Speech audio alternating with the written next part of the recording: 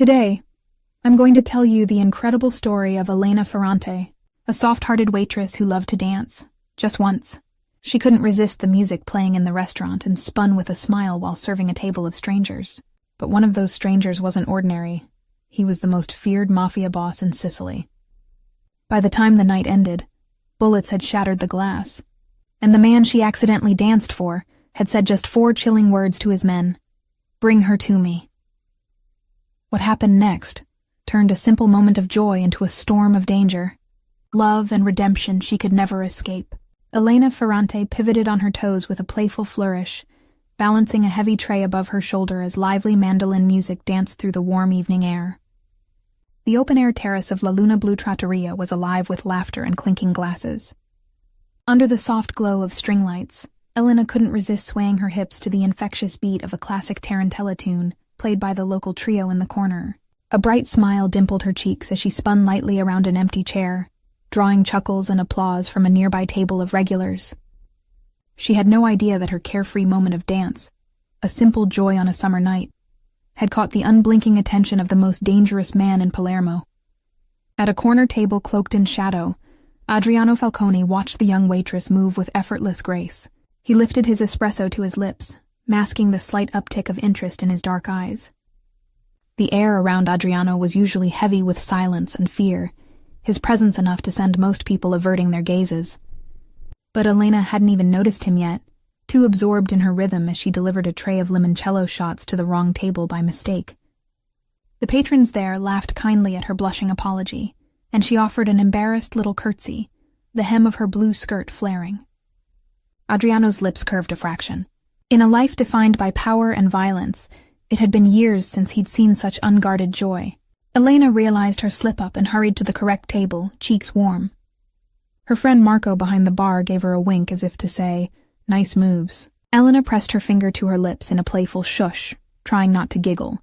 She knew dancing on the job was technically frowned upon, but the night was winding down and the guests loved it. Besides, how could she resist? Dancing was in her soul. Once upon a time, she dreamed of doing it on stage instead of between tables. Those dreams felt far away now, but in moments like this, with music in the air, she could still taste a piece of them. As she turned toward the kitchen, Elena finally felt an odd prickle along her neck.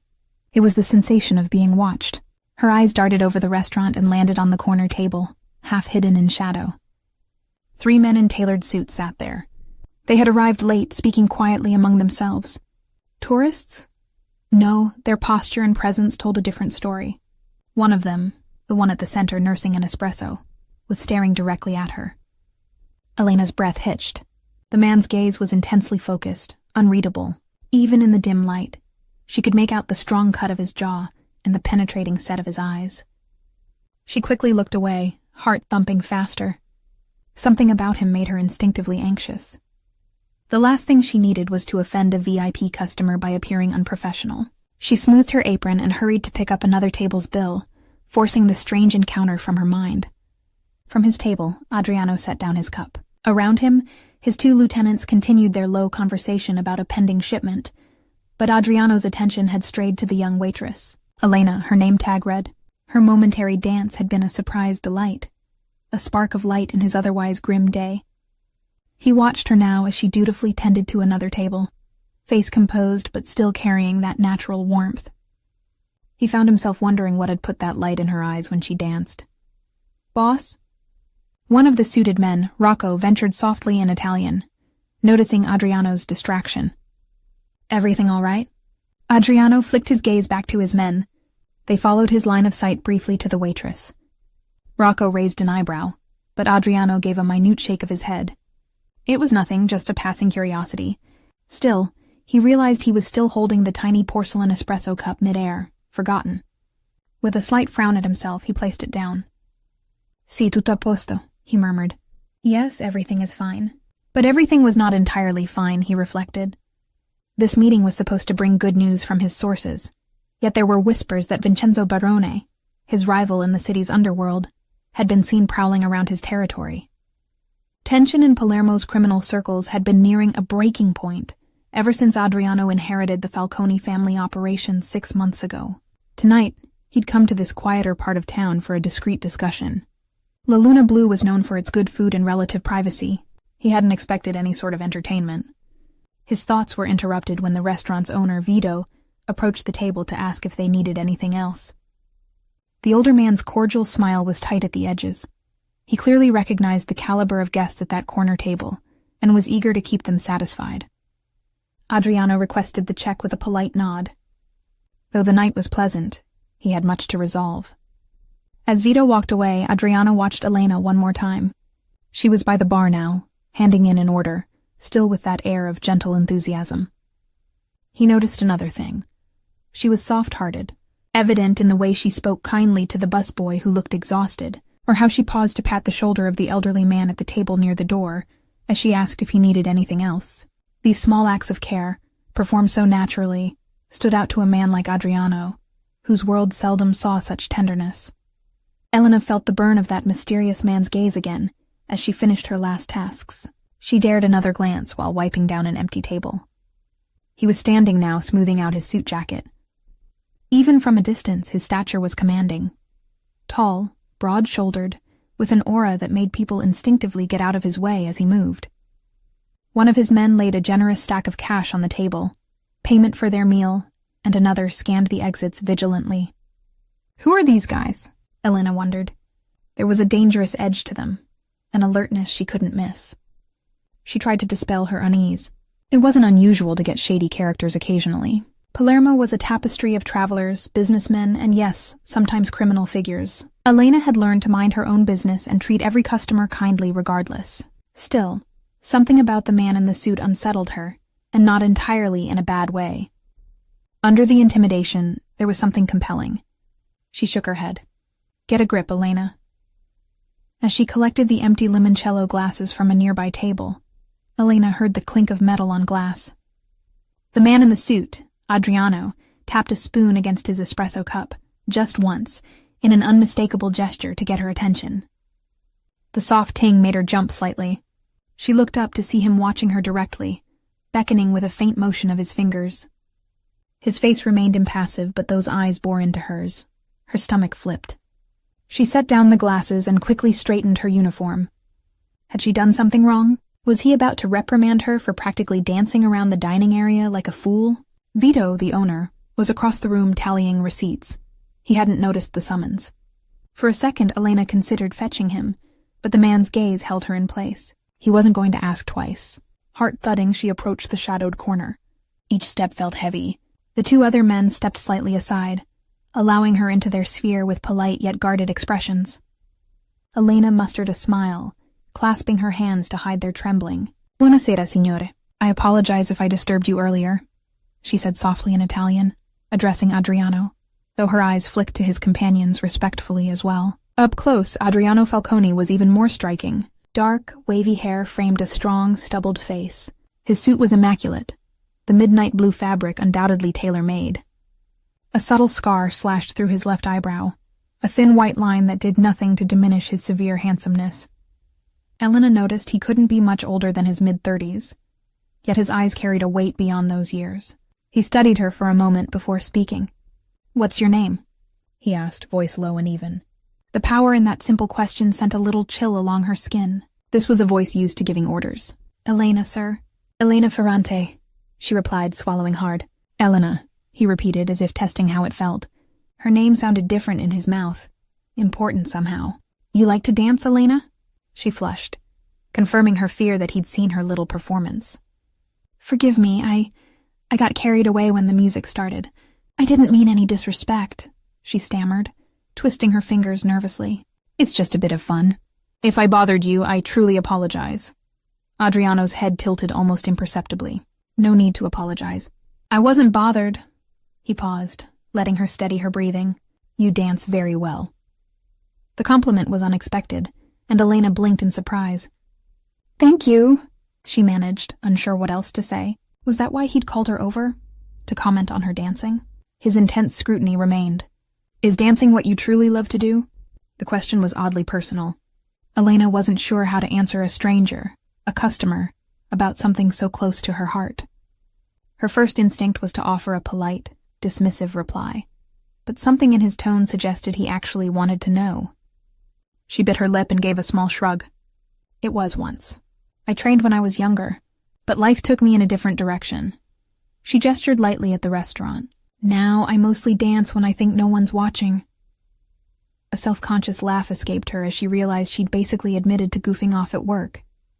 To her relief, Adriano's hard expression softened a notch. Perhaps it was the tiniest smile at the corner of his mouth. I did not mean to intrude. I was merely curious, he said. You move with passion. It's rare to see such genuine joy. The way he said it, almost quietly, made Elena's chest flutter. There was a hint of melancholy there, or regret. Rocco and the other man exchanged a glance of mild confusion. This gentle small talk was unlike their boss. Adriano caught the look and cleared his throat, his demeanor shifting back to business. He reached into his jacket and pulled out several large bills from a money clip. With deliberate intent, he placed them on the tray Elena still held at her side. The stack was far more than their bill. Your dancing was worth the price of dinner, he said calmly. And more. Elena's eyes widened at the generous tip. Grazie, she began to stammer, but he raised a hand slightly to forestall her gratitude. Take it, Adriano insisted softly. Heat flooded Elena's cheeks, an odd mix of pride and discomfort. Such a huge tip, it felt like too much. I can't possibly accept— Please, Adriano said, voice gentle yet firm. Buy yourself something nice, or perhaps put it toward picking up dancing again. His hazel eyes glinted with a kind sincerity that completely disarmed her protests. Elena's lips parted, an emotion she couldn't name rising in her. Before she could find words, a commotion by the entrance stole both their attention. The front door of the trattoria burst open, hitting the wall with a loud thud. One of Adriano's men reacted instantly, stepping in front of Elena. Rocco's hand flew inside his jacket. In the doorway stood a burly figure with wild eyes and a handgun raised. For a split second, the entire restaurant froze at the sight of the weapon gleaming under the lights. Time slowed to a crawl. Elena's heart seized as she realized what was happening. Falcone, the intruder spat, his voice cracking with rage and adrenaline. He trained the pistol toward their corner. Adriano moved faster than seemed possible. In one fluid motion, he yanked Elena down behind the heavy wooden table, shielding her with his body as gunfire erupted. A deafening crack split the jovial music into terrified screams. Dishes shattered. The air filled with the acrid burn of gunpowder. Elena clapped her hands over her ears, eyes screwed shut, her back pressed against the wall where Adriano had pushed her. Another gunshot exploded, splintering a wine bottle on the table above them. Shards of glass rained down. Elena felt a sharp sting as a fragment nicked her forearm. Adriano's arm was around her shoulders, keeping her low. She could feel the tension in his muscles as he reached up with his free hand, drew a handgun from inside his jacket, and returned fire over the table in 2 thunderous blasts. The attacker dove aside, knocking over a chair as bullets thudded into the doorframe where he'd stood. Chaos swallowed the restaurant. Patrons screamed and ducked under tables. The band members scrambled for cover, one still clutching his mandolin as he hid behind a potted plant. Vito, the owner, yelled for everyone to get down, his voice panicked. Elena trembled violently, curling against Adriano's chest without thinking. She felt his heartbeat, steady and strong, even as gunshots ceased for a beat. He glanced down at her, his face tight with concern. Stai bene? Are you hurt? He asked quickly, eyes scanning her for injuries. I'm okay, Elena managed to gasp, though her ears rang, and that cut on her arm burned. Fear had turned her limbs to jelly. What's happening? Her voice was barely a whisper. Adriano's jaw clenched. Stay down, he ordered. Carefully, he peered around the table's edge. The front door was swinging shut. The gunman had retreated outside. Rocco was already creeping forward, gun drawn, using an upturned table as cover. The third man, Sandro, was by the window, signaling to someone outside. For one surreal moment, silence fell, broken only by whimpers and the distant wail of a car alarm set off by the shots. Elena's world narrowed to the protective weight of Adriano's arm and the adrenaline pounding in her veins. This wasn't just a robbery or a random act of violence. The gunman had shouted Falcone. He'd come for Adriano. Adriano gently released Elena. Stay here, he murmured, fixing her with a serious look. Don't move. Before she could protest, he was gone, crouching low and moving to join his men. Elena remained where she was, pressed against the wall, her mind racing. Her eyes darted across the restaurant. Several customers were injured by flying glass, but it looked like no one had been hit by a bullet. Thank God. She felt warmth trickling down her forearm and realized blood was oozing from the cut.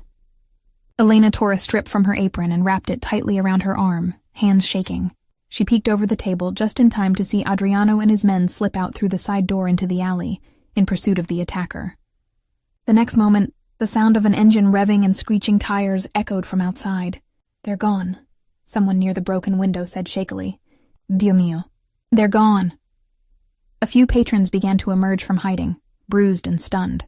Vito rushed to help the elderly couple by the door, who were rattled but unharmed. Elena exhaled a breath she didn't realize she'd been holding. Her legs felt numb as she carefully stood up. The dining area was a mess of spilled drinks, broken glass, and overturned chairs. The festive ambiance had been shattered into a nightmare in an instant. She stepped forward on unsteady feet. A hand caught her elbow. It was Marco from the bar, his face pale. "Elena, are you hurt?" he asked urgently, eyeing the improvised bandage on her arm. "It's just a scratch," she managed, though her own voice sounded far away to her ears. What just happened?" She looked around in a daze. "Is everyone okay?" "I think so," Marco replied, the shock evident in his eyes. "That maniac. He was shooting at those men you were talking to." "Did you know them?" Elena shook her head emphatically. No, I just..." Her gaze drifted to their corner table. The cash and the check still lay there amid splattered wine. "I was just serving them." She didn't mention the odd conversation or the massive tip.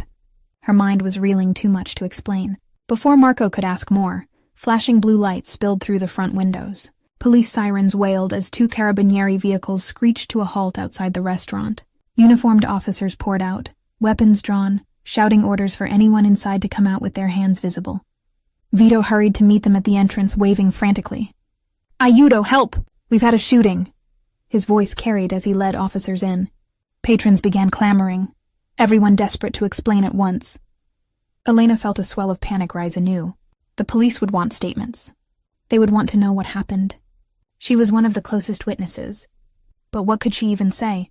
That a stranger had attacked another stranger? And Adriano? Her eyes darted to the side door where he'd disappeared.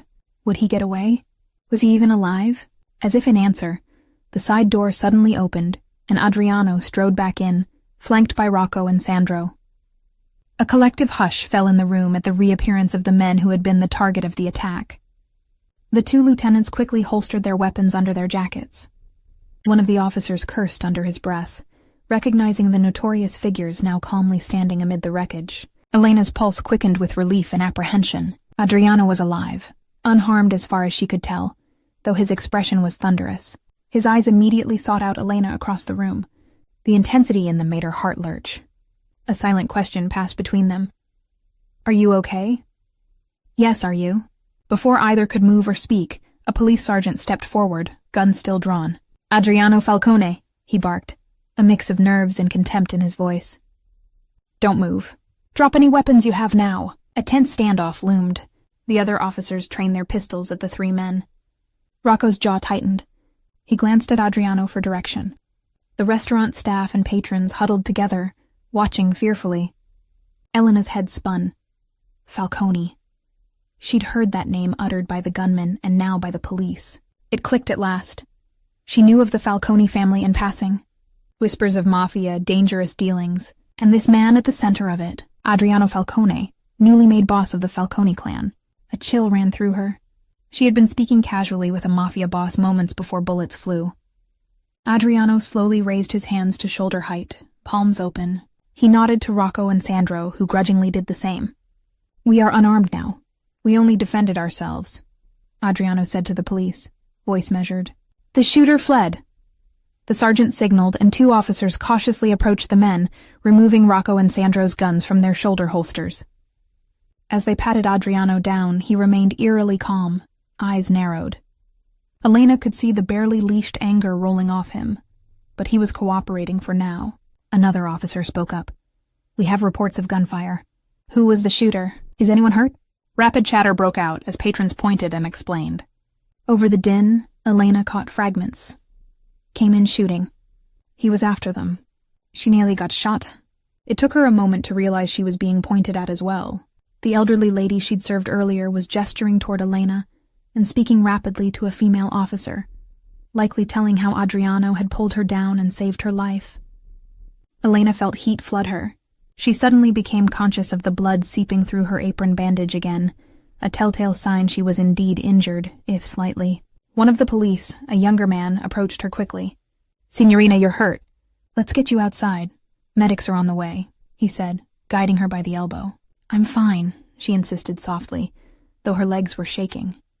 Her eyes stayed on Adriano even as the officer tried to usher her out. Adriano, now freed from the frisk, caught her gaze. In that brief instant, his eyes softened in relief seeing her stand, but then hardened as two police began questioning him. This was all wrong. They were questioning him when he'd just been attacked. And if they held him here, who knew if the shooter would come back for another attempt? The thought made Elena's blood run cold, and to her own surprise, protective worry spiked through her. As the officer at her side tried again to coax her toward the door, Elena found her voice. "Well, wait," she stammered, pulling gently away. She stepped forward, raising her voice to address the cluster of police. "Officers, that man saved our lives." All eyes turned to her, the frightened waitress with blood on her sleeve. Her heart hammered, but she pressed on, motioning at Adriano. He and his friends were just having dinner when the shooter barged in. "If they hadn't reacted, many of us could be hurt or worse. He protected me." Her voice caught as emotion welled, remembering the way he'd thrown himself in front of her. "He protected all of us." The sergeant eyed her skeptically. "Miss, you should step outside. We'll handle this." Elena stood her ground, surprising even herself. "Please, listen.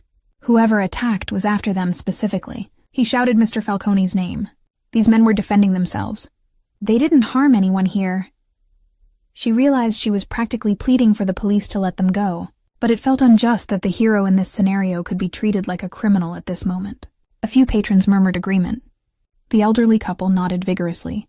The officers exchanged looks, uncertain. Technically, Adriano and his men had discharged firearms in public, a crime in itself, and they were known Mafia suspects. But they also had a restaurant full of witnesses claiming their actions were protective. The sergeant lowered his gun but kept a hardened gaze on Adriano. "We'll need all of you to come down to the station for statements." He signaled to his men to start taking names. Rocco muttered under his breath, unhappy. Sandro remained stone-faced.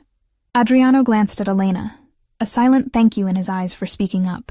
He then addressed the sergeant firmly. "Officer, with all due respect, the man who did this is still out there. My men and I are the targets. The longer we stay here, the more everyone else is at risk."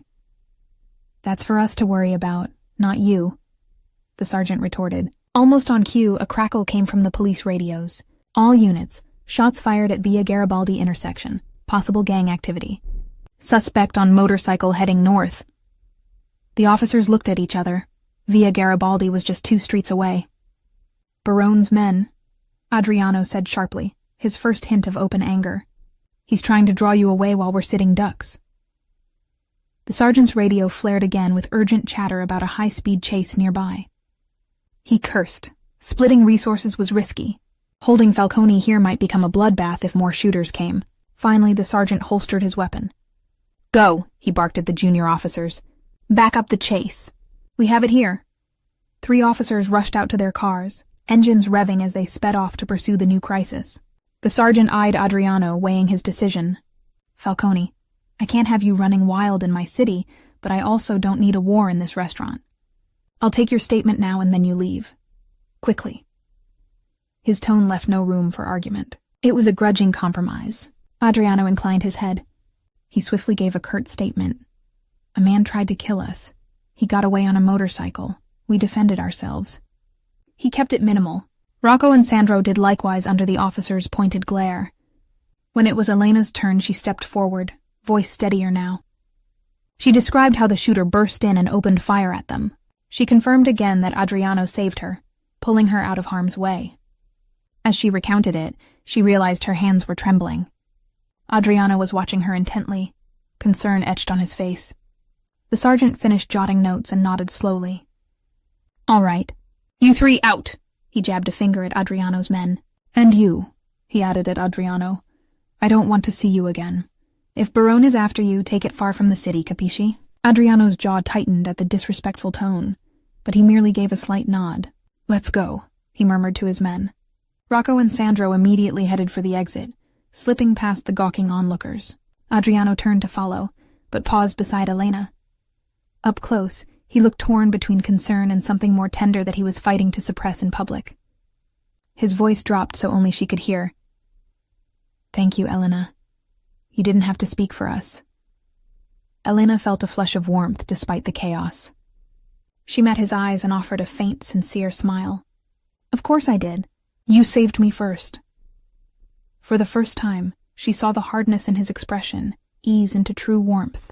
He gently lifted her hand, the one with her arm wound, inspecting the bloodied makeshift bandage. "Have a doctor look at that," he said quietly, worry evident. "I will," she promised.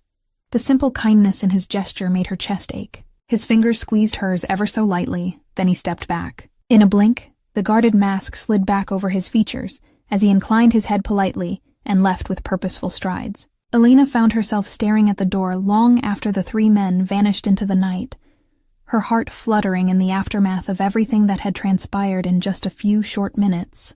The police continued to secure the scene and take detailed reports from others, but Elena felt oddly detached now. The adrenaline was ebbing, leaving her dazed and exhausted. Marco gently guided her to sit on a chair. "That was incredibly brave, what you did. Talking to the police like that," he said softly. She shook her head. "I just told the truth."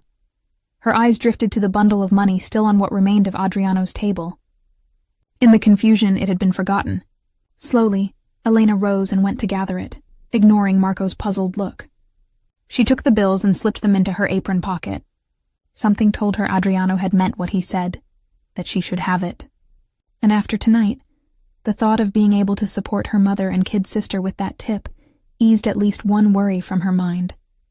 Eventually, statements were done, and medics checked the minor injuries. Elena's cut was cleaned and bandaged properly. The police cleared out after an hour, leaving the trattoria eerily quiet and wrecked. It was well past midnight when Elena finally stepped outside into the balmy Sicilian night. The street was nearly empty now, just a few lingering officers and curious neighbors behind their shutters. The warm breeze touched her face, carrying the salty hint of the Mediterranean Sea only a few blocks away. Under any other circumstances, it might have been a beautiful night for a stroll, but now the memories of gunfire and that harrowing embrace on the floor intruded on the peace. "Elena!" a voice called from behind. She turned to see Vito locking up the broken door. "Let me walk you home, figlia mia," he offered kindly, using an endearment meaning, "my daughter." The older man's face was worn with worry. "After what happened, I don't want you alone out here." Usually Elena would politely refuse such an offer out of independence, but tonight she gratefully accepted. Her legs still felt like they might give out at any moment. As they walked slowly down the street, Vito shook his head. "What a night. I never imagined Barone's men would cause trouble in my little place." "I'm sorry you had to go through that." "You know that name too?" Elena asked quietly. "Barone," Vito sighed. "Everyone in Palermo knows to stay clear of those two names, Falcone and Barone. A turf war, they say." He eyed her bandaged arm with concern. "Thank God you weren't hurt worse. That Falcone, he may be what he is, but he did right by you and everyone." Elena nodded, her thoughts far away. She could still feel the imprint of Adriano's arm around her from when he shielded her. He had been so solid, so sure in the face of danger. And yet, when he spoke to her, there was a gentleness entirely unexpected. The way he had thanked her, touched her hand. Her cheeks warmed again remembering it. It dawned on her that she might never see him again. He was a Mafia boss, heading back into the shadows, into his dangerous world.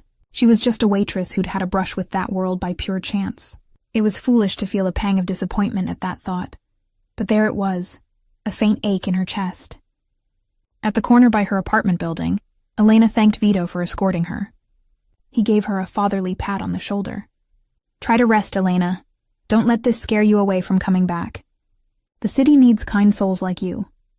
She promised she'd be in tomorrow to help clean up, though he protested she should take a day off. Then he left her with a gentle wave. Elena climbed the narrow stairs to her flat, each step heavier than the last. Her small apartment was dark and quiet. She flipped on a lamp, illuminating modest furnishings and a few framed photos of her family in happier times. In the stillness, the night's events crashed over her in full. Tremors started in her hands, and soon she was sinking onto her little sofa, sobbing soundlessly into her palms. It was all too much. The terror of the shooting, the shock of learning who Adriano was, the moral confusion of feeling protected by a man she had been taught to fear if ever encountered. And underneath it, that unspoken connection when he looked at her.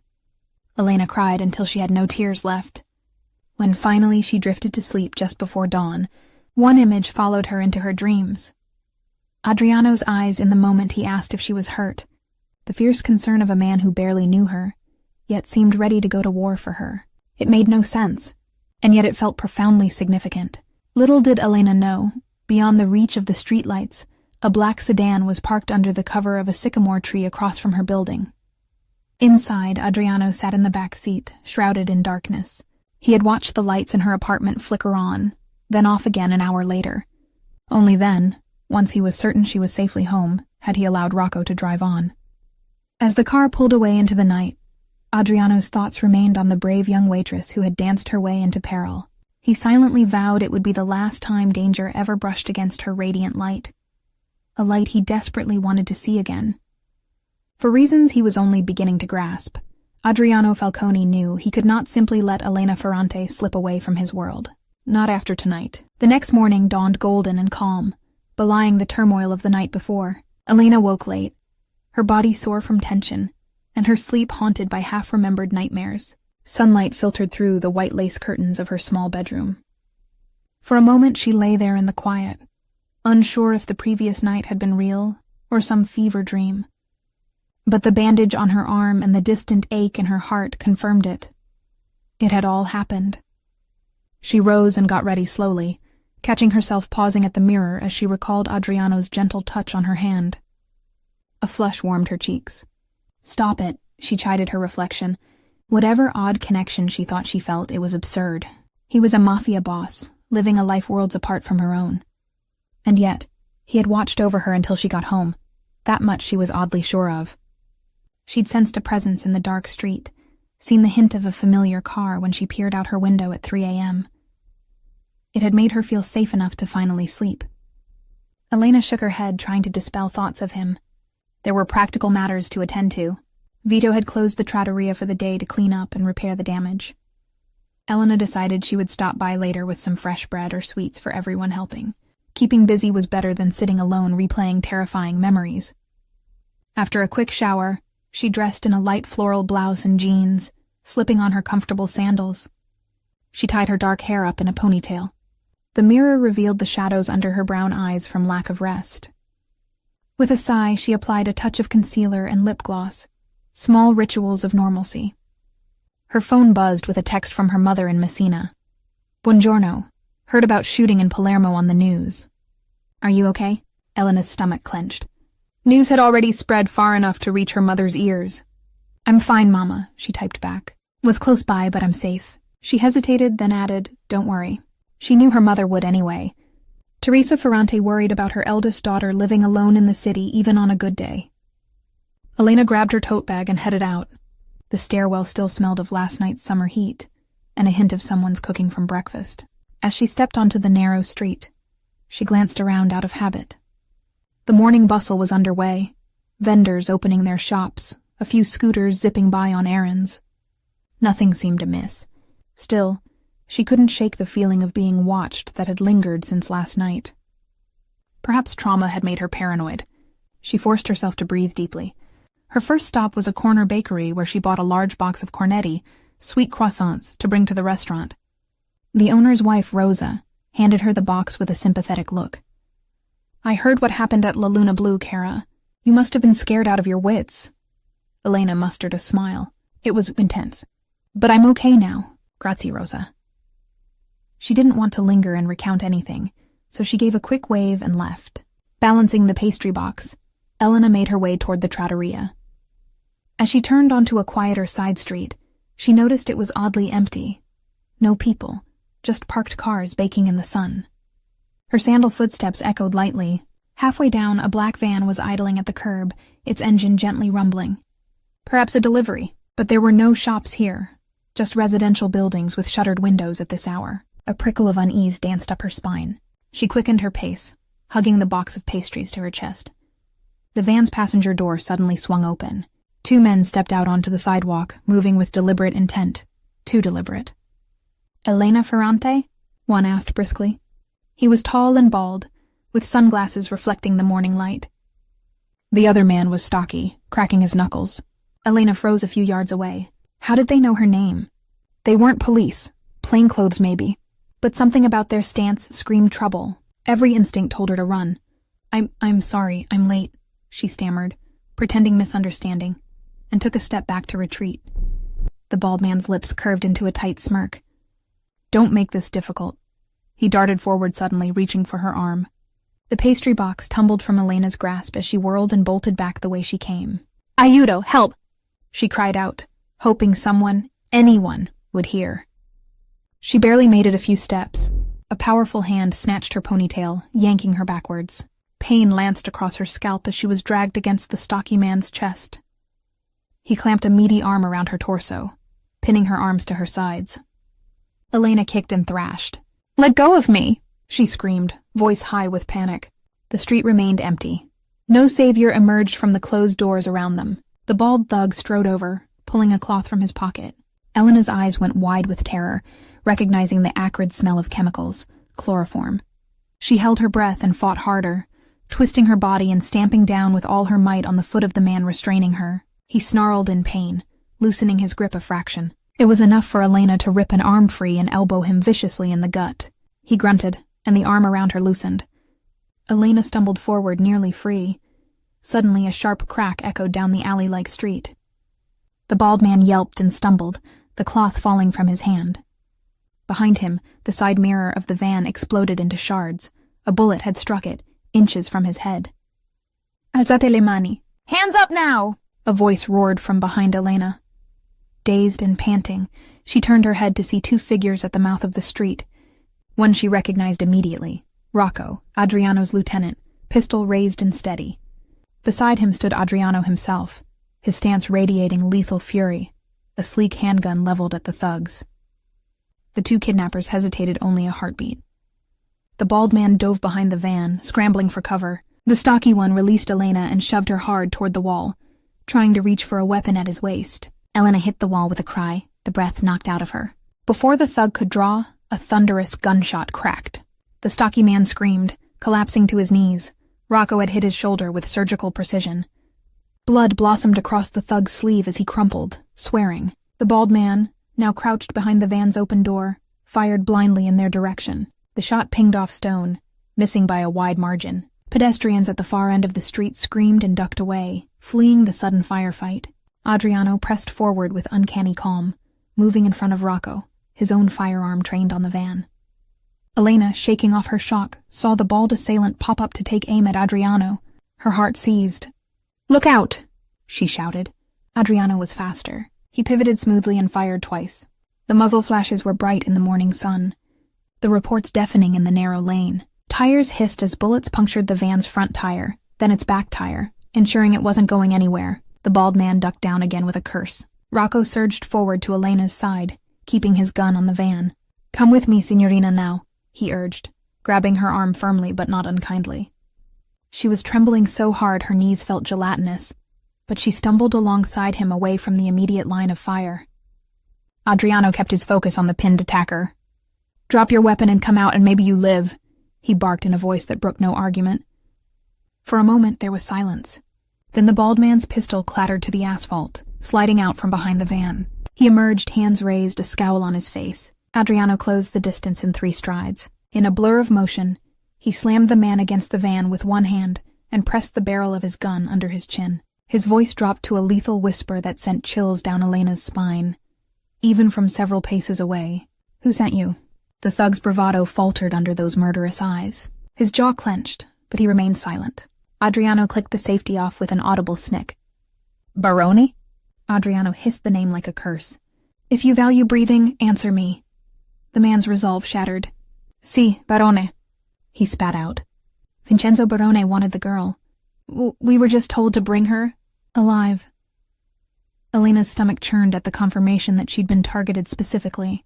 Adriano's expression was a mix of cold rage and something deeply personal, as if the thought of Barone laying hands on her ignited every protective instinct he had. He eased the gun pressure slightly. And Barone, where is he now? The thug shook his head frantically. Non lo so, I don't know. He moves around. He just gave the order. Adriano's finger twitched on the trigger. For a terrifying second, Elena thought he might execute the man right there. The bald thug squeezed his eyes shut, a whimper escaping him. Boss, Rocco interjected in a low tone, a cautionary note. They could hear distant sirens now. Someone had alerted the police about the gunshots. With a grunt of disgust, Adriano knocked the thug out cold with a swift crack of his pistol's handle to the temple. The man slumped to the ground. Adriano then strode over to the stocky kidnapper who was still groaning on the sidewalk, clutching his wounded shoulder. Without ceremony, Adriano kicked away the fallen thug's gun and fixed him with an icy glare. "You're lucky we don't have time to stay," he growled quietly, before delivering a sharp blow to the side of the man's head, rendering him unconscious as well. Elena stood a few steps back, chest heaving, hands pressed to her mouth. The entire encounter had lasted mere seconds, but it left her mind reeling. If Adriano and Rocco hadn't arrived exactly when they did, she couldn't even finish the thought. Adriano turned to her, holstering his gun at the small of his back. His face was tight with concern. "Elena," he said, almost a sigh of relief. He reached for her gently. "Did they hurt you?" She shook her head, finding her voice. "No, just a little shaken." That was an understatement. She was quivering head to toe. He noticed, and without hesitation, he removed his suit jacket and draped it around her shoulders. The gesture was oddly tender, given the violence that had just unfolded. "You're safe now," he assured, his hands resting on her arms a moment, as if to pass his strength into her. Elena clutched the jacket to herself, the fabric still warm from his body, and nodded gratefully. His steady presence was the anchor she desperately needed. Rocco, meanwhile, had quickly stowed his weapon and stepped back, pulling out a phone. "We need to go, boss. The polizia will be here any minute," he warned, eyeing the end of the street where onlookers were no doubt reporting the incident. Adriano grimaced, knowing the trouble that could arise if they were caught at another crime scene. He placed a protective arm around Elena's back. "Come with me," he said quietly, an intensity in his tone that left no room for argument, but also conveyed genuine worry. This time Elena did not resist. She understood implicitly that staying here would only invite more danger and questions she couldn't answer. Wordlessly, she allowed Adriano to guide her swiftly down the street in the opposite direction of the sirens, with Rocco flanking them vigilantly. They rounded a corner and Elena spotted a dark blue Maserati idling under an acacia tree. Sandro sat behind the wheel, and his eyes widened at the sight of Elena with them. Without delay, he hopped out and opened the rear door. Adriano helped Elena in, then slid in beside her. Rocco took the front passenger seat. The moment the door shut, Sandro accelerated smoothly away, just as two police cars turned onto the street they had vacated. The wail of sirens faded behind them as they merged into the flow of city traffic, casual and unremarkable. Elena sank back into the leather seat, heart still hammering. She realized she was still clutching Adriano's jacket around her. It smelled faintly of his cologne, a woodsy, dark scent that was oddly soothing. She drew in a shaky breath and looked over at him. Adriano's expression was stormy, jaw tight as he stared ahead. There was silence in the car for a minute, the only sound the rush of air conditioning and the hum of the engine. Finally, Elena found the courage to speak, her voice trembling. "They knew my name. They were waiting for me." Adriano turned his gaze to her, the hard mask melting into something pained. "I'm sorry," he said quietly. "Barone must have learned who you were. Possibly from one of his goons at the restaurant or other means." He didn't mention that a mole in his own ranks was a possibility he'd considered overnight. He thought to use you as leverage. Elena swallowed the lump in her throat. "Leverage to get to you." It wasn't a question. Pieces were falling into place, no matter how surreal. "This is because you saved me last night?" A muscle in his cheek twitched. "Because I showed that I cared whether you lived or died," he replied, voice low and rough with anger and regret. "In my world, any perceived attachment becomes a target." He looked away, hands flexing on his knees as if the very thought enraged him. "You were caught in this because of me. I never should have—" "Don't," Elena interjected softly, surprising them both. She reached a tentative hand toward his forearm. Don't blame yourself for doing the right thing. Twice now. You've saved me. Her eyes glistened with a mix of gratitude and lingering fear. I can't fault you for that. Adriano searched her face, his own drawn with self-reproach. He covered her hand with his, the contact sending a reassuring warmth through Elena. Nonetheless, you're in danger now, he said, voice determined. And I will not let Barone or anyone else near you again. We're taking you somewhere safe. Elena mustered a faint smile. Safer than my apartment, I hope. Despite everything, Adriano's lips quirked at her attempt at humor. Much safer. It's an old family villa outside the city. Off the grid. Only my most trusted people know of it. She nodded, relief and anxiety swirling within, being whisked away to a secret hideout with a Mafia boss. This was not how she imagined her day when she woke up. I should have listened, she admitted in a small voice. You warned me there was a risk. I didn't want to believe it. Adriano's eyes softened. You couldn't have known Barone would act so fast. His tone turned bitter. He's getting desperate. And reckless. To try something in broad daylight. He'll pay for that. A shiver went through Elena at the feral edge that crept into his last words, but she also realized something. His anger was largely on her behalf. He was furious that someone had dared harm her. The thought was both frightening and strangely comforting. As the city streets gave way to coastal roads lined with olive groves, Elena allowed herself to relax slightly. Exhaustion from the adrenaline crash tugged at her. She leaned back, her shoulder brushing Adriano's. He didn't move away. Instead, he gently adjusted the jacket around her, as if tucking her in. You should rest, he said quietly. It's about an hour's drive. We'll make sure no one follows. Elena realized then that Rocco and Sandro were keeping a close eye on the mirrors, their posture tense. No one spoke of it, but she could feel the layer of security encasing the car. She was encircled by watchful protectors. Thank you, she whispered, not just for the suggestion of rest, but for everything. Her eyes felt heavy now that the immediate danger had passed. In the safety of the car, with Adriano's jacket warm around her and his presence solid by her side, the adrenaline drained away, leaving only fatigue. As her eyelids drooped, Elena felt a light pressure as Adriano's hand brushed a stray lock of hair off her forehead. The gesture was almost tender. She thought she heard him murmur, I've got you. But it was hard to tell as she finally let herself slip into a light doze, trusting him more than she ever thought possible. Elena woke to the crunch of gravel under tires and the sudden absence of motion. She blinked, disoriented for a moment by her unfamiliar surroundings. The car had pulled to a stop in front of wrought iron gates that were opening slowly. Beyond them, a cypress-lined driveway curved up toward a villa perched on a gentle hill. We're here, Adriano said softly beside her. He'd remained in the back with her the whole ride, and now offered a steadying hand on her back as she straightened up.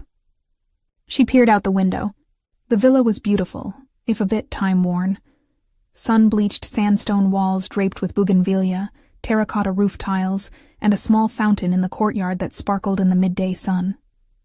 The sea glimmered in the distance beyond the hills. It looked peaceful, like a postcard of old Sicily, far removed from the gritty city.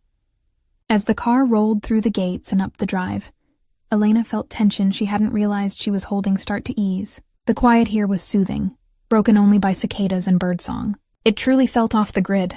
Sandro parked in the courtyard, and Rocco was out first, doing a quick scan of the premises like the consummate bodyguard. Satisfied, he opened the back door for Adriano and Elena. The heat of midday was tempered by a gentle sea breeze as Elena stepped out. She swayed slightly, still groggy, and realized with mild embarrassment that she had slept with her head tipped onto Adriano's shoulder. A small damp spot from her tears or drool, she prayed not drool, marked his crisp shirt. If he noticed, he didn't mention it. Instead, Adriano placed a guiding hand at the small of her back as they headed to the villa's entrance. Welcome to my home. Or one of them, he said almost shyly. This one belonged to my mother's side of the family. It's more of a refuge than a residence these days. It's lovely, Elena replied. And it was, though perhaps it had seen better days. The gardens were a bit overgrown, and some shutters hung ajar, but the place had character and a quiet grandeur that made her instantly feel more at ease. At the heavy wooden front door, A petite older woman in a simple dress bustled out, wiping her hands on an apron, her face lit with relief upon seeing Adriano. "Mio Dio, Adriano bene, you're safe," she exclaimed. Then her eyes fell on Elena in surprise. Adriano gave a half smile. "I'm fine, Grazia. We have a guest. This is Signorina Ferrante, Elena. She'll be staying with us for a while."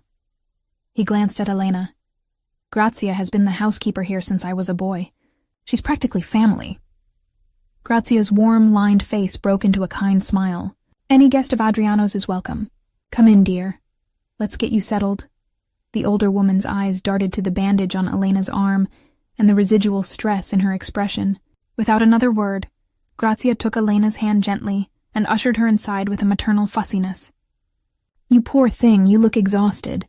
I'll make you something to eat, yes? And perhaps some lemonade. You need sugar in your blood after a shock." Elena found herself nodding, comforted by Grazia's doting. The entry hall was cool and dim, with old family portraits on the walls and a tile mosaic underfoot. It smelled faintly of lemon polish and herbs. Adriano gave Rocco a look and a subtle nod. The lieutenant understood, moving off to discreetly make security arrangements around the property and check in with the other men. Meanwhile, Adriano stayed close to Elena as Grazia guided them to a cozy sitting room that opened onto a shaded veranda. "Sit, sit," Grazia insisted, pointing Elena to a plush sofa. "Lunch will be ready soon. Adriano, make yourself useful and fetch the first aid kit from the kitchen, That bandage needs changing." It was strange to see the formidable Mafia boss obey meekly, but Adriano did so without protest. Once he disappeared down the hall, Grazia patted Elena's knee gently. Her eyes sparkled with curiosity and kindness. "Forgive me for saying, but it's been a long time since Adriano brought anyone here, especially a bella ragazza like you." She winked conspiratorially. "He must care a great deal." Elena felt her face burn. "Oh, I wouldn't presume." She didn't know how to explain the situation in simple terms. "It's a bit of a complicated story," Grazia chuckled. "With men like him it usually is. But I've known Adriano since he was in diapers. Whatever mess he's in, if he's put you under his wing, he'll move heaven and earth to protect you." Elena absorbed that, twisting her fingers in her lap. There was no denying how far he'd already gone to keep her safe. Twice now he'd risked his life. Why? The question she hadn't dared ask lingered in her mind. Could Grazia be right? Did he truly care for her, beyond just feeling responsible because she got caught in his war? Adriano returned with a small first aid box in hand, and Grazia excused herself to the kitchen to give them privacy and prepare food. He knelt in front of Elena, taking her injured arm gently. "May I?" he asked softly. She nodded. He carefully unwrapped the soiled bandage. The cut, though not deep, was surrounded by some redness and a few glass splinters still embedded. "This might sting," he warned as he picked up tweezers from the kit and began to remove the tiny shards of glass left from last night. His touch was precise yet delicate.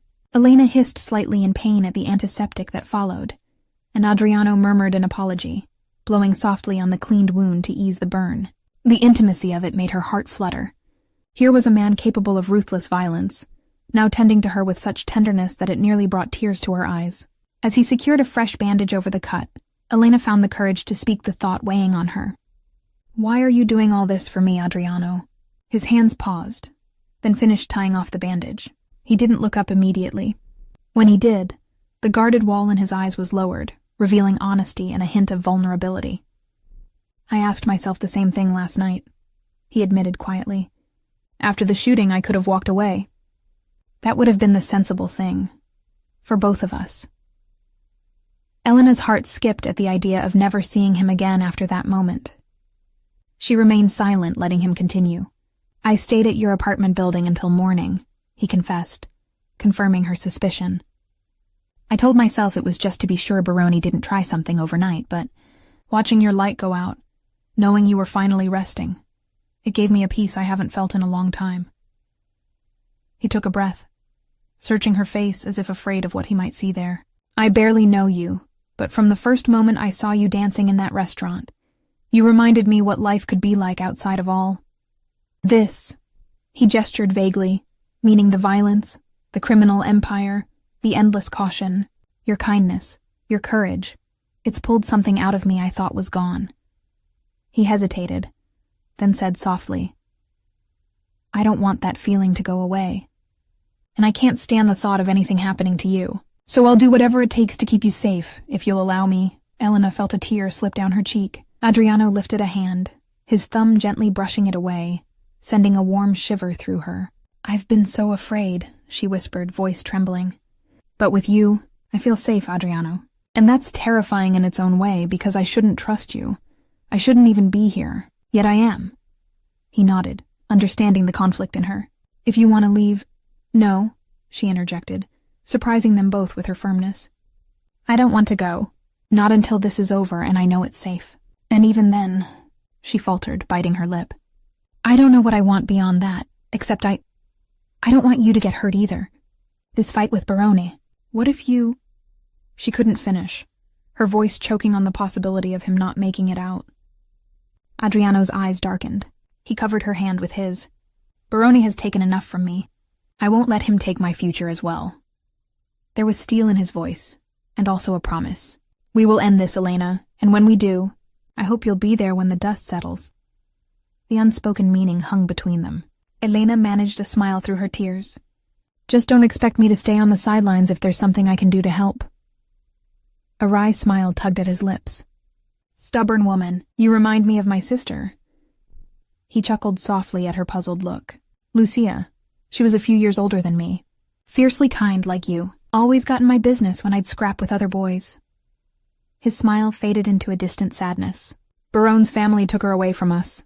A stray bullet, in an attack meant for my father, killed her when she was just 16. Elena inhaled sharply. "Adriano, I'm so sorry." She squeezed his hand. He nodded in silent thanks and continued, voice raw. "After that, my father became obsessed with vengeance. And when he was killed last year, another Barone hit, I inherited a war. I never wanted this life, not like this. But leaving wasn't an option. The people who remained loyal to my family were targets too if I ran, so I stepped up for them, for what was left of us." A heavy silence settled, broken only when he quietly added, "Lucia used to dance around the house. She loved music. After she died, there was no more dancing in our halls. Seeing you at the restaurant, it woke up that memory. It was beautiful. I think that's why I noticed you so strongly."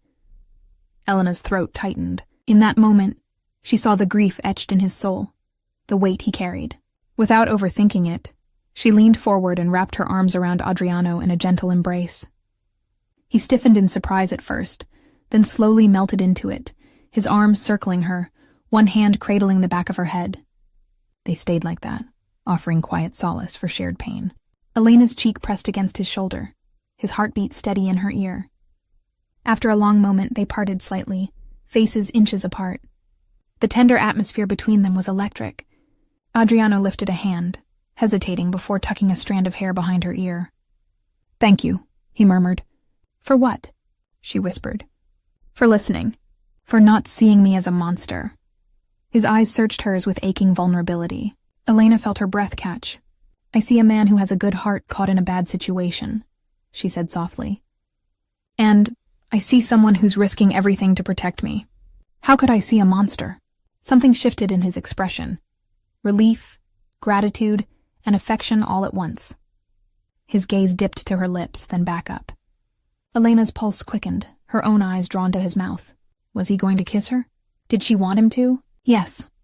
The answer bloomed in her chest, undeniable and warm. As if reading her mind, Adriano began to lean in. Bang! The sudden clang of a pot in the kitchen clattering to the floor shattered the moment. Elena jolted slightly and Adriano pulled back, tension snapping into his posture out of instinct. A second later, Grazia's voice called, "Scusate! Sorry, just a pan, nothing to worry about." Elena let out a breathy laugh, half from nerves, half from amusement. I think my heart just stopped. Adriano ran a hand through his hair, chuckling under his breath. Mine too. He stood, offering a hand to help her up from the sofa. Come, let's eat. We both need our strength. They moved to the veranda where Grazia had set up a simple but inviting lunch. Fresh bread, tomato and mozzarella salad, cold pasta with olives and herbs, and a pitcher of lemon water. Elena hadn't realized how hungry she was until the aroma hit her. For the next hour they ate and talked lightly, avoiding heavy subjects for the moment. Adriano asked about her family, and Elena found herself telling him about her mother and younger sister in Messina, about how she'd moved to Palermo for work after her father passed away years ago. She shared a bit about her abandoned dance ambitions, how she taught a children's dance class as a volunteer on weekends when she could. He listened with genuine interest, asking questions that made her smile, like what her favorite dance was. Contemporary, though I love a good tango. Or if she still had her ballet shoes. Yes, in a box in my closet, though they probably don't fit. In turn, he spoke more about his childhood in Sicily, at least the happier parts. He pointed out an old fig tree in the yard that he used to climb with Lucia. He admitted he hadn't taken a real vacation or had a normal day off since assuming the mantle of boss. Elena gently scolded that he'd burn out, which made him grin. After this, perhaps I'll finally get a vacation, he mused, his gaze drifting to her meaningfully. After lunch, Grazia shooed them away from cleaning up, insisting they go relax. Adriano offered to show Elena around the estate. They wandered through the grove of lemon and olive trees, trailed at a respectful distance by one of his men as a guard. The afternoon sun slanted through the leaves, and for a little while, Elena felt almost like they were just two ordinary people on a stroll, not a mafia boss, and a waitress hiding from killers. They ended up at a scenic overlook beyond the villa's vineyard, where a stone balustrade marked the edge of the property. Below, rolling hills and patches of wildflowers stretched toward the glittering sea. Elena leaned on the cool stone, sighing in appreciation. It's so beautiful here. Peaceful. Adriano stood beside her, close enough that their arms nearly touched. I haven't been here in ages. I forgot how much I missed it. He glanced at her.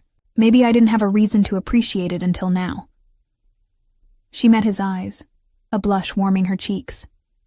The sweet tension from earlier was still there between them, humming like an unspoken melody. Elena bit her lower lip gently, summoning courage from the tranquility around them.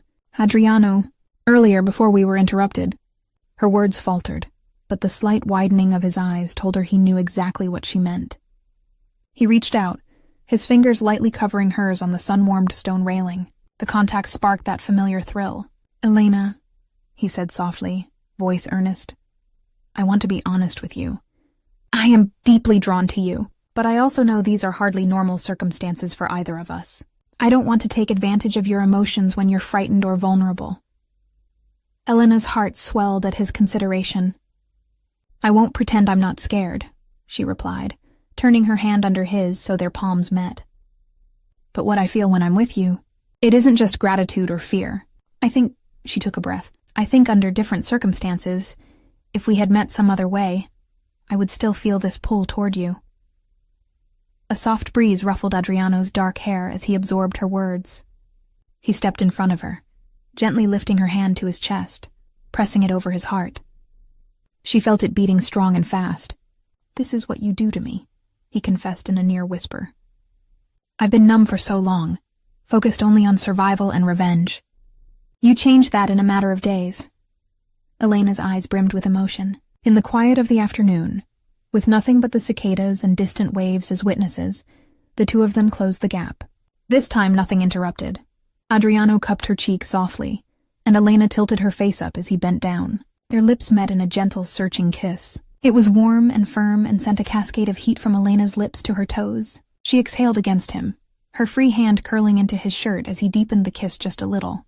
There was a tenderness guided by caution, as if both were savoring something fragile and precious.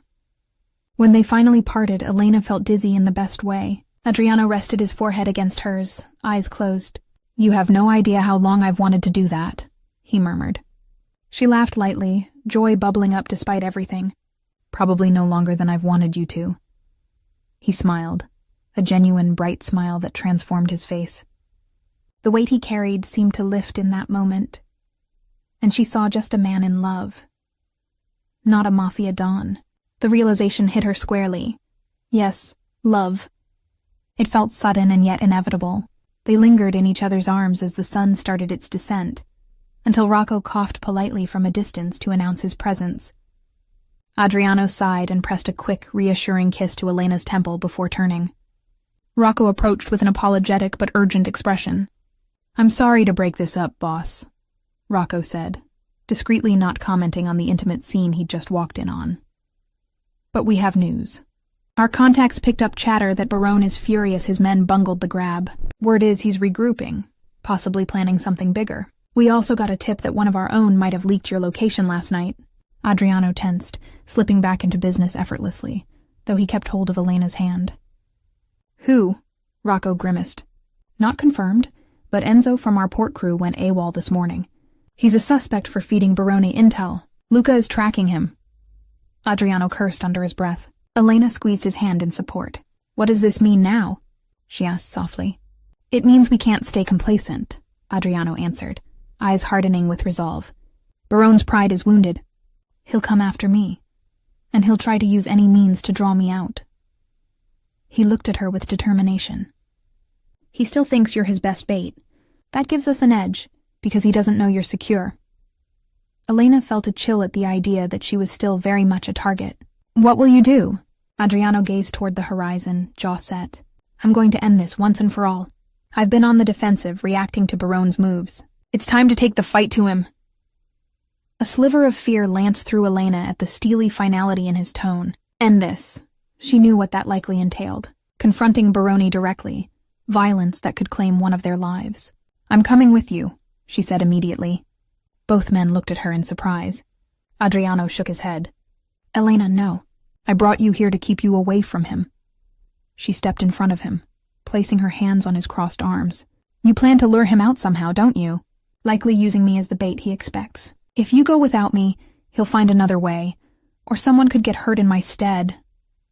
Adriano's eyes flashed with protective refusal. I can't put you in danger deliberately. Absolutely not. Frustration and love warred within Elena. She raised a hand to his cheek. Adriano, listen. You told me Lucia always got involved when you were in trouble, yes? If she were here and if I were in her place, would you really expect her to sit safe and idle while you march into a deadly situation? That struck a chord. Adriano's expression faltered. Elena pressed on gently. I'm not a child. I choose to help. I couldn't bear waiting here not knowing if you'd come back alive. Please. A tense silence followed. Adriano's inner conflict was clear on his face. Finally, he closed his eyes and exhaled slowly. I don't like it, he murmured, but his next words showed acquiescence. We'd have to control every variable. The second things turn, you get to safety. Promise me that. I promise, she agreed readily, relief flooding her voice. Rocco scratched his chin. We could spread word through our channels that Elena left the villa, maybe tried to return home or go somewhere public. The mole, if there is one, or Barone's spies will take the bait. Then we arrange a meeting on our terms. Adriano finished grimly. Somewhere I choose, and I'll make sure Barone comes thinking he has the upper hand. His arm tightened around Elena's waist protectively. He won't touch you, I swear. Elena nodded, heart pounding, not sure if it was from fear of what was to come, or the resolve that she'd be facing it with Adriano together. They spent the next hours concocting the plan. Messages were subtly leaked that Elena, distraught and unwilling to stay hidden, had convinced Adriano to let her return to Palermo under guard to retrieve some personal belongings, an excuse for her to be en route and vulnerable. They knew Barone had ears in the city. The rumor would reach him soon. The chosen site for the confrontation was an abandoned winery on the outskirts of the city. Neutral ground, plenty of cover, and far from civilians. Adriano's men would stage a motorcade transporting Elena, but in reality, she'd only be in one car with Adriano, while other vehicles acted as decoys. Additional loyal men would be positioned ahead of time at the winery, lying in wait for an ambush. As evening fell, Elena changed into dark, unobtrusive clothing, jeans, sneakers, and a black sweater, ready for whatever might happen. She carefully tucked her hair into a low braid for less to grab, remembering how the thug had caught her by the ponytail. In the mirror, she barely recognized the determined woman staring back. Fear was there, yes, but also a fierce sense of purpose. She would not let the man she loved face this alone, and if she could help end the threat to both of them, she would. Adriano entered the bedroom as she finished. He too had changed into black cargo pants and a fitted dark shirt, a gun holstered at his side. The transformation from villa companion to battle commander was striking, but when he came up behind her and rubbed her shoulders gently, she saw the same caring man in his reflection. Are you absolutely certain about this? He asked quietly, meeting her eyes in the mirror. The doubt and worry there was solely for her safety. Elena turned to face him, standing on tiptoe to plant a soft kiss on his lips. I am. She forced a small smile. Besides, I still owe Baroni for ruining my favorite work shoes last night. Adriano huffed a breath of wry amusement and cupped her face. Stay close to me the entire time. Rocco and Sandra will cover our flanks. The moment I tell you to run, you run, understood? She would have argued, but the anguish in his tone stopped her. Understood, she agreed. It was fully dark by the time they departed the villa in 2 cars. Elena sat in the back with Adriano in an SUV driven by Sandro, while Rocco led the way in another vehicle with 2 more men. The convoy took a circuitous route to ensure they weren't obviously heading to the winery until the last moment. As they neared the location, adrenaline coursed through Elena. Adriano squeezed her hand. I won't let him touch you, he reiterated for the dozenth time. I know, she replied, squeezing back. We'll get through this, together. They exchanged a look of steadfast love and resolve. Whatever happened tonight would determine their future, whether they had one at all. The winery loomed up ahead, a cluster of old stone buildings and large storage sheds surrounded by fallow vineyards and rusting winemaking equipment. The area was isolated, accessible by only 2 roads. It had been abandoned for years. Sandro killed the headlights as they rolled through an open gate. The moon provided a faint glow as he parked near a loading dock. Rocco's car was hidden a bit further back, meant to appear as if it was standing guard at a distance. Meanwhile, about a dozen of Adriano's trusted men were concealed around the property, behind walls, in an empty water tower, and along the tree line. Elena's heart thudded so loudly she was sure everyone could hear it. Adriano gave her one last reassuring look and helped her out of the car. He leaned on her more than he probably needed to, milking the moment with a playful smirk until pain made him grimace again. She rolled her eyes but smiled despite herself, nerves thrumming under her skin. Focus, tough guy. Yes, ma'am, he teased softly, but then his expression turned serious. They waited in the shadows of the loading dock, behind an old stack of wine barrels. One of the Falcone men signaled via radio that 2 vehicles were approaching from the south road. The bait had been taken. Adriano's jaw tightened. He pulled Elena a step behind him, his hand hovering near his holster. Rocco quietly moved to guard Elena's other side. They would let Barone come in enough to be surrounded. Engines grew louder, then cut off. Car doors slammed. Elena strained her ears and could make out multiple footsteps crunching on gravel. Her fingers found the back of Adriano's shirt, gripping lightly. He reached behind with his free hand and gave her leg a comforting pat without taking his eyes off the darkness ahead. A voice echoed, sharp and taunting. Falcone! I know you're here. Come out, wherever you are! It had a lilt of cruel amusement. Adriano stepped forward from cover, signaling his men to hold. Elena and Rocco stayed just behind the threshold of shadow. Under the moonlight, she could see the enemy now. Vincenzo Barone stood amidst a half-circle of his armed cronies near the center of the courtyard. He was a lanky man in his 40s with slicked-back graying hair and a snake-like grin on his face. In his hand, he held a handgun pointed casually at nothing in particular. Behind him were at least 8 men, all armed, scanning the area. Barone, Adriano greeted coldly, emerging with deliberate calm.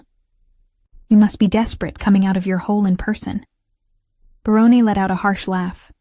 Desperate? No, my boy. I'd say opportunistic. His eyes gleamed as they roved, undoubtedly looking for Elena. Word was your little waitress insisted on a day trip. Where is she, Didn't grow tired of her already, did you? Adriano's stance remained composed, but Elena knew him well enough now to sense the coiled fury beneath. She's somewhere you'll never get to her. Barone tutted, wagging his gun. Now that's disappointing. I was hoping to meet the girl who softened the infamous Falcone. Perhaps I'd even show her what a real man looks like once you're gone.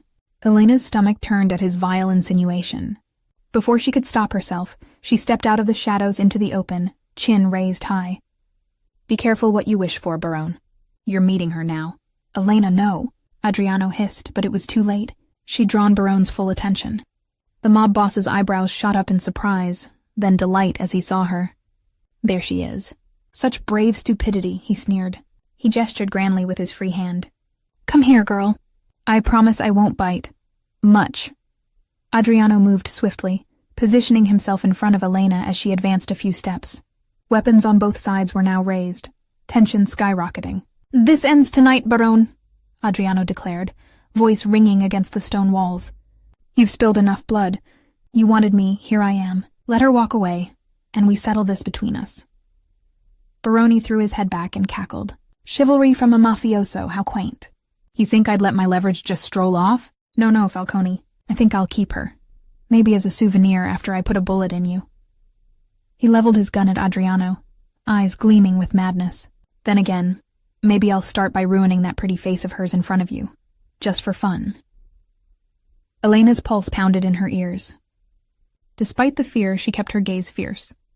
Big words from a coward who brings an army to kidnap an innocent woman. Barone's face twisted. He clearly wasn't used to being insulted, especially not by someone like her. "You've got spirit. I can see why he likes you. Perhaps I'll break you in nice and slow." "Enough!" Adriano roared, fury emanating off him. To Elena's astonishment, he holstered his pistol and stepped forward with arms slightly away from his sides, almost like an invitation. "You want to kill me, Barone? Then do it. But you leave her out of it. That's the deal." Time seemed to slow. Barone's men glanced at each other uncertainly. Barone himself faltered for a split second, perhaps shocked by Adriano's sudden surrender. But then his lips curled and he trained his gun fully on Adriano's chest. "Gladly. Any last words, Falcone?" Elena's heart seized. No, what was Adriano doing? This wasn't the plan. He was exposing himself. She realized he had signaled Rocco with a subtle hand movement behind his back. Something was about to happen. Adriano stared down his enemy. "Only one, now." It took Elena a split second to realize that last word wasn't meant for Barone. It was a command to his hidden snipers. A split second too late. Barone understood as well. He jerked his head up just as a shot rang out from the darkness above. One of Barone's men yelped and went down, hit by a sniper's bullet from the water tower.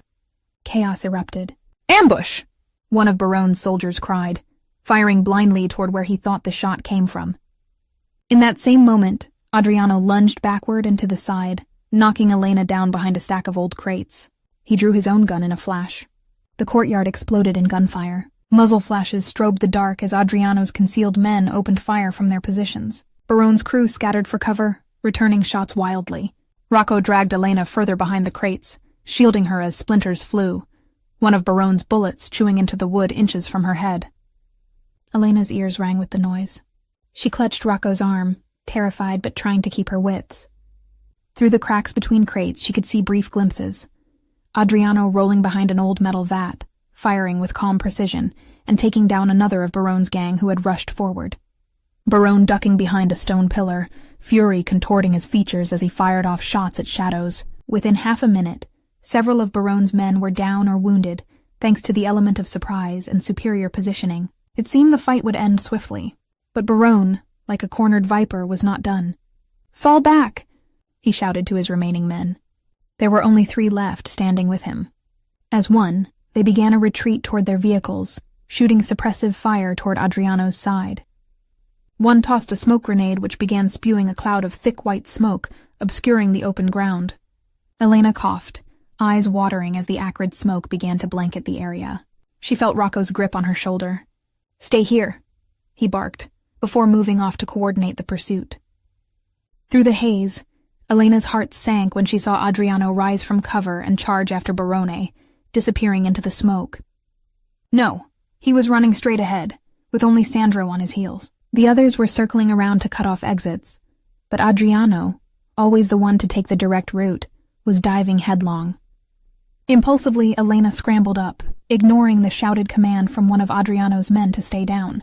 She skirted along the edge of the smoke, using the crates and barrels as cover, trying to catch sight of Adriano or Barone. Her ears picked up the scuffle of footsteps and a grunt just beyond a low wall. As the smoke thinned slightly, she saw them, Adriano and Barone, locked in a vicious struggle near the parked cars. Both had lost their guns on the ground and were grappling hand to hand. Barone's lanky form belied wiry strength. He slashed with a gleaming knife, catching Adriano's upper arm. Adriano hissed, dark blood staining his sleeve, but he threw a heavy punch to Barone's gut in return, then a strike across his jaw. Barone stumbled back against a car, spitting blood. Elena spotted the pistol Adriano had dropped a few feet away from the brawl. Instinct overrode everything. She dashed from her cover to grab it, fingers curling around the grip. It felt heavy, alien in her hand, but she forced her trembling arms to raise it as she edged closer. The two men struggled fiercely. Barone lunged, knife aimed at Adriano's heart. Adriano barely twisted aside. The blade sliced his side instead. With a feral growl, Adriano slammed Barone down onto the hood of the car, trying to pin his knife arm. Barone's eyes, wild with rage, flicked over Adriano's shoulder and landed on Elena with the gun. A twisted grin split his face despite the blood dribbling from his lip. "Go on then, ragazza," he taunted breathlessly.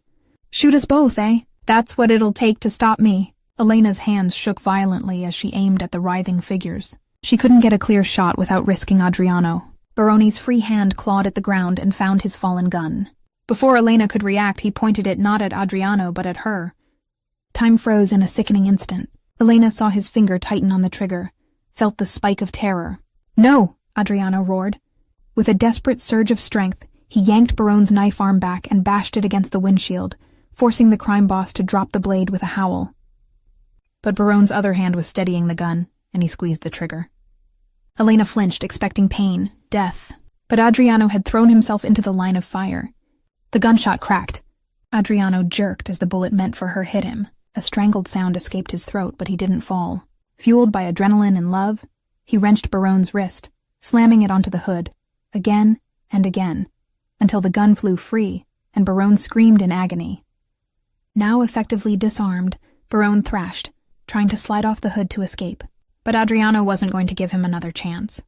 With a snarl, he delivered a powerful elbow to Barone's face, dazing him, then wrapped an arm around his throat from behind, dragging him off the car and onto the gravel. Barone gagged and struggled uselessly, his face turning red. Elena stood in shock, the pistol limp in her grip, as she watched Adriano subdue the man who had caused so much pain. It was nearly over. "Adriano!" she cried out, finding her voice. "You're hit!" She dared move closer now that Barone was at a clear disadvantage. Indeed, Adriano's left shoulder was wet with blood from the bullet wound or graze, and his earlier knife cuts oozed crimson. Yet he held Barone firmly in a chokehold, fury etched in every line of his face. Barone's eyes bulged. He clawed weakly at Adriano's arm. "This is for my father," Adriano growled in his ear. "For Lucia. For everything," Elena's heart thundered. She realized with a cold certainty that Adriano might kill Barone right here, barehanded. And a part of her wanted him to, for all the terror and hurt this man had wrought. But another part, her soft heart, didn't want Adriano to carry the weight of yet another death on his soul, even this devil's. She rushed forward and laid a hand on Adriano's uninjured arm. "Adriano," she said urgently, looking up into his eyes, which were nearly unrecognizable in their wrath. "It's over. He's done. You won." For a beat, Adriano didn't respond, his muscles taut with the desire to end Barone's life. Barone's struggles grew weaker. He was on the verge of unconsciousness. Gently, Elena brought her hand to Adriano's face, turning him to meet her gaze. Her eyes pleaded, "You're not a murderer in cold blood. Not in front of me. Please." Something flickered in Adriano's expression. Elena's voice cutting through the red haze of vengeance. With a ragged breath, he relented. He released Barone, who collapsed to the ground in a coughing, gasping heap. Immediately, two of Adriano's men rushed in from the sidelines, guns drawn to cover Barone. One kicked away the fallen weapons, and another hauled the defeated mob boss onto his knees, binding his hands behind his back with a zip tie. Barone was too spent to resist, wheezing and shaking, his face a mask of hatred and shock at his loss. Adriano swayed on his feet. Elena tossed the pistol aside and reached for him just as his strength gave out and he dropped to one knee. "Adriano!" She guided him gently to sit against the side of the car. Blood was soaking his shirt in two places. Panic rose in her chest. "You're hurt badly." He managed a weak grin, teeth stained with a bit of blood from biting his lip. It's not so bad," he rasped, though his wince betrayed him. "Bullet just grazed me, I think. Knife was a close call, but I'll live." Sandro and Rocco converged on them, Rocco already pulling out a field bandage from a pouch. "We need a medic, boss."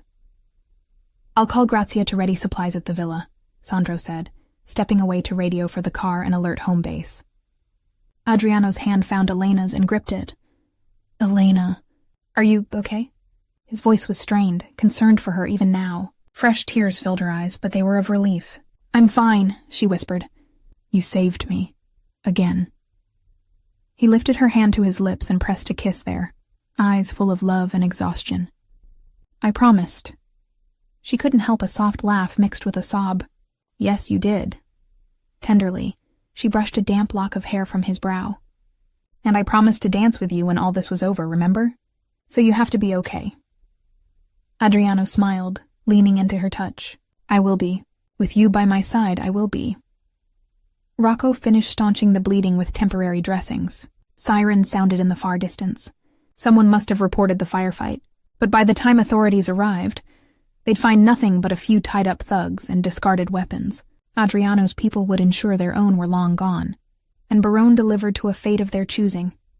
Perhaps handed off to a certain police sergeant with evidence of his crimes, or quietly confined until a decision was made. Adriano had yet to say, but Elena suspected mercy was more likely now. For her, the only thing that mattered was that they were alive and together. As Rocco and the others discreetly hustled to clear the scene, Elena helped Adriano stand and supported him to the SUV.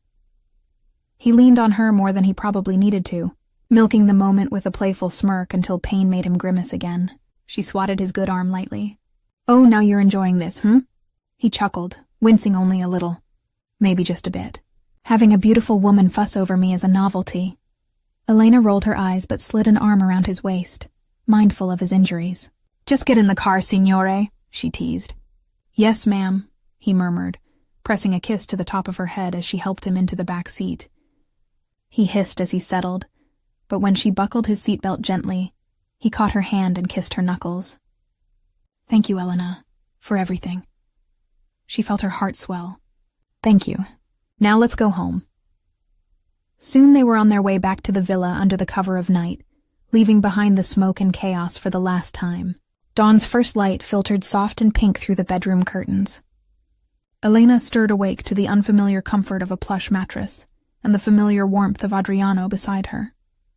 After returning to the villa the night before, there had been a flurry of activity, cleaning and stitching Adriano's wounds, 2 shallow knife gashes and a nasty graze on his shoulder, phone calls to tie up loose ends, and finally a tearful call to Elena's mother assuring her that the bad people had been caught and she was safe. By the time the adrenaline faded, Elena had practically collapsed into bed, not letting Adriano out of her sight. He insisted she take the bed while he would rest on the chaise, but she refused to let him be uncomfortable with his injuries, and somehow ended up curled gently at his good side, her head on his chest. They both had fallen into a deep, healing sleep within minutes. Now morning had come, bringing with it a serene quiet. Birds chirped outside. Elena carefully propped herself up on one elbow to gaze at Adriano. His face, free of tension, looked years younger. She felt a swell of affection and desire for the peaceful life they could now hope for. As if sensing her, Adriano's eyes fluttered open. For a moment, caution flashed through them, a soldier waking from war. But then they focused on her face and softened with tranquility. "Buongiorno," he said, voice husky with sleep. "Buongiorno," she replied, smiling. "How do you feel?" He shifted slightly, testing his bandaged shoulder and side. "Sore, but I'll be fine. Nothing a week's rest won't cure." He trailed a finger along her arm. "How about you? You're safe now. It's over." Elena nodded, emotion catching in her throat at the words. It was truly over. "It feels almost unreal, like I can breathe freely for the first time since that moment I heard that gunshot in the restaurant." He took her hand and kissed it. "I'm sorry you had to go through all of it, but I can't say I'm entirely sorry it happened, because it brought me you." Her heart melted. She leaned down and kissed him softly. "I feel the same way, though perhaps next time let's meet somewhere nice and boring." Adriano chuckled, wincing only a little. "Deal. No more gunfights at dinner." He grew a bit more serious, eyes searching hers. "Elena, you know my life isn't typical. Even with Barone gone, there are complications. But I meant what I said. I want a future away from that life, or at least transformed into something I can be proud of." Elena remembered their earlier conversations. "Have you thought about what you'll do? Will you leave the family business?" He exhaled. "I spoke with Luca last night after you fell asleep. He's going to handle the day-to-day for now. Most of our people just want stability, not endless feuds. With Barone's faction dismantled, There's a chance to broker peace among any remaining rivals, perhaps even turn our operations legitimate, as much as possible. I have some legitimate enterprises, shipping, real estate. I could focus on those. Elena stroked his hair, admiration filling her. I think that's a wonderful plan. You could finally get that vacation you deserve in between business meetings. He grinned. About that? Do you have any interest in traveling? Because I have an entire world to see outside of Sicily, and I'd rather not see it alone. Her eyes sparkled. I've always wanted to travel, and I can't think of better company. Good. Adriano carefully sat up a little more, cupping her cheek. First, we'll get you back to Palermo to collect anything you need and let your family know you're all right in person. I'll have security on you, just as a precaution. She raised an eyebrow, and he amended with a chuckle. All right. Maybe I'm just paranoid. But humor me for a bit. Elena laughed softly. Fine, but then, where shall we go? Name a place. Any place.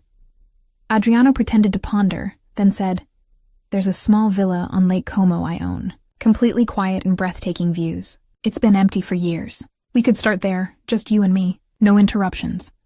She liked the sound of that. And after? Wherever you want. Maybe Paris. You could dance with me under the Eiffel Tower at night. He mused playfully. Elena's eyes lit up. I'd love that. But you'd better practice your waltz. He smirked. For you, I'll even take tango lessons. They shared a warm laugh, followed by a gentle kiss, sweet with the promise of tomorrow. A soft knock came at the door. Grazia's voice filtered through. I have breakfast and coffee for you two lovebirds if you're decent. Elena blushed and called out, Come in, Grazia. The door opened, and the kindly housekeeper entered with a tray loaded with coffee, pastries, and fruit. She beamed seeing them both awake and sitting close. Look at this, what a beautiful morning. You both have color in your cheeks again. How do you feel, Adriano Caro? Like I could use one of those cornetti, he said with a grin. And I feel good, Grazia. Better than I have in a long time. As Grazia fussed over his bandages briefly, and then left them to eat, Elena realized it was the first morning in memory she wasn't dreading something. She felt free and deeply in love. They enjoyed breakfast in bed, feeding each other bites and sneaking kisses between sips of rich coffee. Plans and daydreams flowed easily. It felt as if the shadow that had loomed over both of them had finally lifted. At one point, Elena turned on the small radio on the bedside table to a music station. A cheerful Italian love song played, filling the room. Adriano set down his cup and extended a hand to her, eyes twinkling. May I have this dance? Elena laughed, glancing at his bandaged torso. Here? Now? You need to rest. But he was already sliding out of bed, and with only a slight wince, stood tall and proud. I'll survive one dance, he insisted gallantly. We have a tradition to start. You danced for me once and changed my life. Now, I want to dance with you and start our new one. Tears pricked Elena's eyes at his words. She allowed him to pull her up. They stood together in the golden morning light that streamed through the window, the music wrapping around them. Carefully, Adriano placed a hand at her waist. She rested hers on his uninjured shoulder. With unspoken agreement, they began to sway. It wasn't a perfect waltz or a tango. It was just theirs. Slow, tender steps, foreheads sometimes touching, smiles never fading. Elena hummed along to the melody, her soul light. She realized in that moment that for all the fear and danger, she would not change a thing that had led her here. Life had a mysterious way of bringing people together at just the right time. A soft-hearted waitress and a hardened Mafia boss, an unlikely pair who found love in the midst of bullets and chaos. As the song came to an end, Adriano spun her gently and then drew her in for a deep, loving kiss. When they parted, he whispered against her lips, Ti amo, Elena. Her heart danced. It was the first time he'd said those words, and she knew he meant them with every fiber of his being. Ti amo, Adriano, she whispered back, caressing his cheek. Outside, the day beckoned with clear skies and endless possibilities. But for now, they stayed wrapped in each other's arms, savoring the peace they had fought so hard to earn. Whatever challenges the future held, they would face them together. The waitress and the Mafia boss, no longer adversaries in a dangerous world, but partners forging a new path to a life of love, safety, and the kind of joy that made them want to dance every single day.